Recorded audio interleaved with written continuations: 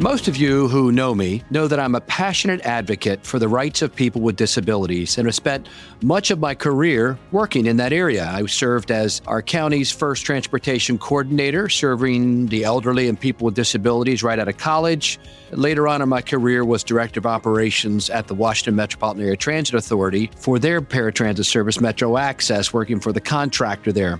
In 1990, when the Americans with Disabilities Act was passed and signed into law by President Bush, it was a great moment in our movement to make sure that there was a civil right guaranteed that people with a disability who could not ride fixed route transit would have the right to a commensurate service. However, that now has become the very floor and not the highest level of service. For instance, having to book a trip 1 to 7 days in advance, or having only curb-to-curb service instead of door-to-door. I'm Paul Comfort, and on this episode of Transit Unplugged, we're going to be talking with Eileen Collins Turvey, who is dedicated to making her paratransit service in Portland, Oregon for TriMet's the best in the nation. And I believe she's well on her way. She just won the APTA Innovation Award for a program she started there on the Instacart program. They saw how much it cost to take people to the grocery store, basically $150 round trip using their traditional paratransit service. And there were so many limitations on how many bags they could carry, et cetera, that they came up with this idea of using Instacart as a way to serve them even better and at a lower cost. Eileen Collins Turvey is the Director of Accessible Transportation Programs at TriMet's. She's worked there for almost 8 years and is the 2024 APTA Innovation Award winner for her program with Instacart. And on today's podcast, we talk about the importance of running a paratransit service effectively and efficiently, which you can do at the same time, and making sure you keep the passenger at the center of everything you do, and not allow the rules and regulations, which are important, but not allow them to limit you in the sense of how you're serving them.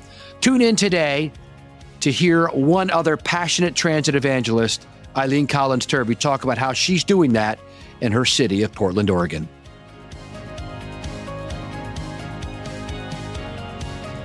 Great to be with my good friend Eileen Collins Turvey from Portland, TriMet's. She is the Director of Accessible Transportation Programs. We've actually done quite a few programs together lately, Eileen. It's always good to be with you, Paul. Yeah, we both spent a lot of our careers promoting best practices. And I think the way you do things there is so innovative. And that's why I wanted to have you on today, because you actually just won the APTA Innovation Award. Hey! Yay! So tell us about getting the award and what it was for and what the program is. It's your Instacart program. So first tell us about what it was like getting the award and all that. Get the glittery out, and then we'll talk about how the program works. Oh, it's so if I said that I did this work because I love the hoopla around it, paratransit doesn't get a lot of that. That's so, right. Yeah. It feels so good to be recognized as an agency who works so hard to do the right things, and not because they're sexy or they get you attention, but because it's what's right for our community. And as we really evaluate the shifting needs of the community of people who experience disability, whether it's congenital or acquired, that's a community that any of us could be a part of any day. And getting the chance to come up with something different and a new way to provide a service to a customer, because for me, it doesn't really matter if we deliver a customer to a service or a service to a customer. I want our customers to have the choice to do what's right for them, because that's what I have every day in my life. I can choose to order my groceries online, sit at home, drink a glass of wine, order things, and have groceries show up in 2 hours. Our customers don't often get that chance because they're more likely to be unemployed, underemployed, and be below the federal poverty level. And so having the luxury of a grocery delivery program, they usually can't afford that. So it was humbling and exciting to be on that stage, and then to get to share with so many agencies how they could do something similar for their riders. I think it's better than the trophy. It's better than the gold medal, except, I still wear that medal all the time because do you really? Fun. You wear it to the office? Yeah. My family thinks it's annoying, but hey, it's it's our Olympics, man. So exactly. You get it. You get to, I bet you they wear it around at home some when they first get that gold award. When I'm not home, I don't know what happens. Yeah. That's great. All right. So tell us about the program itself, because it is very interesting. And I wanted to have you on because we never really got to cover this on the last podcast we did when we did a group podcast that Uber sponsored. So let's dive in. Just give us the whole deal. Sure. So it started with COVID, actually. In April of 2020, a month after, we shut down from COVID, we recognized that our customers didn't feel safe getting out and traveling in the community because many of them are immune compromised.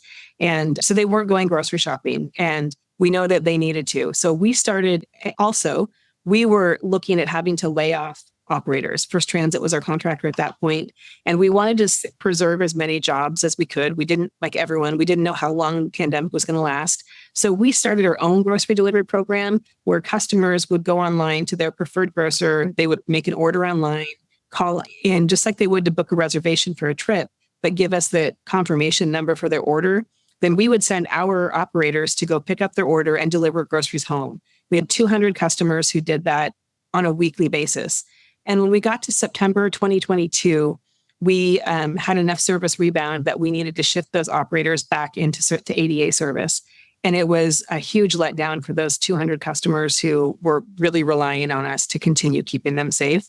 And what we recognized as a deficit in that program was that there wasn't an ability for riders who use SNAP or EBT benefits to use those benefits online when we pick up their groceries, because there's a requirement in those programs that you're there with your benefit card to prove that you are the person who's placed that order. So that really left out our riders who had the greatest financial need from being involved in a grocery delivery program. And I was driving around one day and saw a Safeway delivery truck that is, at one of the big grocery stores in the Portland market. And they said that they accept EBT benefits. And I thought, maybe there's something here. Maybe if we shift and had a specific provider, then that would enable us to do grocery delivery, not by our own operators, but partner to provide a membership somehow. There was a lot of digging to find a way that we could do that with low impact to my team. And what I found was the Instacart Plus program, which provides a way to order bulk memberships online. You upload a CSV file for Instacart to send memberships directly to your riders. So I didn't need more staffing to do this. They provided delivery from 55 local retailers. So groceries, prescriptions, pet food, Costco. The benefit of the Costco piece is that you don't have to have a Costco membership to get Costco goods delivered. So we ended up looking at all of the Instacart retailers, where those locations were. We plotted out how many times our customers traveled to all 55 of those retailers and identified we could experience incredible cost savings. So $75 one way per trip to take a customer to the grocery store, $150 in a round trip, right? But if we provided them a $10 monthly membership for unlimited deliveries, we would then save $1,500 a month per customer using this program. And our customers said, I'm sick. I have one arm that works. I'm in a mobility device. I can't carry very many bags. So our operators help with 2 bags of groceries when customers travel with us. Instacart will deliver unlimited groceries, cases of pop, 50-pound bags of dog food that our customers now no longer have to carry. And when we really looked closely, we saw that pre-COVID, our customers would book a trip to the grocery store. They would plan to be there for about an hour and a half and then book their return trip home. But much like transit agencies who couldn't hire mechanics and operators post-COVID, grocery stores couldn't find staff to staff those support positions to help people who were visually impaired or had mobility impairments to buy their groceries. Customers were now planning 3.5 or 4 hours to be at the grocery store before they booked their return trip home. So it became an all-day process to get groceries, sometimes once a week because they can only carry 1 or 2 bags themselves. So we were looking at growing costs for a reduced quality of life for our riders. So when we did a survey to say, is this something you would be interested in? The first day we had 375 riders who said, please sign me up. I need this. This will save, my quality of life. It also enables family members to order groceries for mom or dad and have them delivered to mom or dad from anywhere in the country and have a centralized place to do that. They offer a special customer service line for seniors and people with disabilities who may not have the technology acumen to be able to navigate the website. So there were just all of these yeses, all of these, why wouldn't you do this now moments? Our contractor loved it because they were facing still shortages with operators. They were having uncovered service, liquidated damages each month for trips that they couldn't perform. So now with that taken off of their plate, we see a reduction in trips needed each month with an increase in customer satisfaction about getting their needs met. Instacart shops for 2 or 3 people at the same time. So it's kind of like a shared ride on Paratransit. 75% of Instacart drivers use electric or hybrid vehicles, so further reducing our carbon footprint in the local community. And there was no downside. It was a win-win for everyone. The one question I get from people is, what about the social determinants of health? Going out and doing grocery shopping may be the only time someone gets out in the community. How do you answer that? And to that, I say, they have a choice. They can still use our service anytime they want to go to the grocery store or get a prescription or whatever they want to do. We don't have zero turndowns. We don't evaluate, the merits of a trip, but the choice is critical. So if you're not feeling well and you just want to have groceries delivered so you can stay at home and have chicken soup, we still get your nutritional needs met or your prescription delivered, and you don't have to go out. So we haven't found any downsides yet. And how many people are now signed up for the program? So it's still in pilot phase. So We've been in a pilot since last March. We have 200 riders actively engaged, with more on the waiting list each month who hear about it just through word of mouth. So we anticipate that we could have up to half of our eligible riders, so about 6,000 riders, engaged in the pilot. And if those 6,000 riders all use Instacart at the same rate that our current riders are, we'd save $9 million a year in paratransit service costs. Again, $9 million with an M. I mean, as you know, paratransit costs have been increasing at a rate which is unsustainable for some transit agencies, because just the cost of everything has gone up in the last few years. So you have found a way to reduce cost. Absolutely. And with maybe better service. Absolutely. Yeah.